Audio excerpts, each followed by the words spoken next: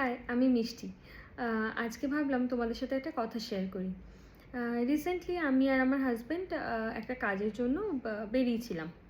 তো মোটামুটি সারাদিন ঘোরাঘুরি করার পরেও আমাদের সেই কাজটা হয়নি। মোটামুটি সকালে ধরো বেরিয়েছি আর বাড়ি আসতে আসতে ওই 10টার মতো বেজেছে। তো আমরা দুজনেই তখন বাড়ি ফেরার সময় ভাবছি যে পুরো দিনটা নষ্ট হয়ে গেল, এই কাজটার জন্য আবার একদিন আসতে হবে। তো এটা নিয়ে দুজনেই একটু মানে হতাশ ছিলাম। তো তার মাঝখানে হঠাৎ আমার মনে হলো যে না, গোটা দিনটা তো আমাদের নষ্ট হয়নি। এটা ঠিক যে আমরা যে কারণে এসেছি সেটা হয়নি, কিন্তু ওই রোজ যে একটা 10,000 স্টেপ করতে হবে, এর যে একটা চ্যালেঞ্জ থাকে, কোনো দিন হয় কোনো দিন হয় না।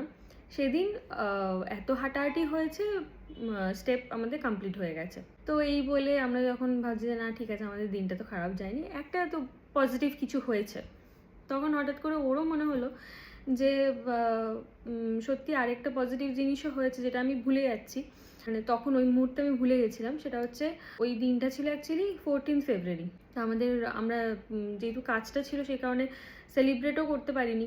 অ্যাকচুয়ালি 14 ফেব্রুয়ারিতে যে পুলওয়ামা অ্যাটাকটা হয়েছিল, তো ওই শহীদ জওয়ানদের উদ্দেশ্যে একটা দোকানের সামনে ক্যান্ডেল জ্বালানো চলছিল এবং ওনারা ফ্রিতেই ওটা দিচ্ছিলেন।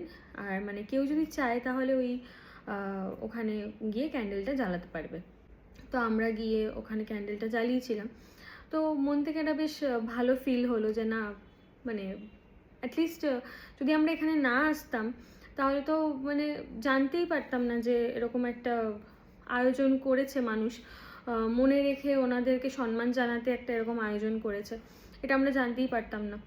তো ওইটা একটা ভালো লাগলো। ওই দুটো রিয়েলাইজ করার পরে আমাদের দুজনের এত ভালো লাগছিল তখন, আমরা অনেক ছোটো ছোটো এই জিনিসগুলো মিস করে ফেলি, মানে অতটা গুরুত্ব দিই না যে স্টেপ কমপ্লিট হলো বা অন্য কিছু হলো।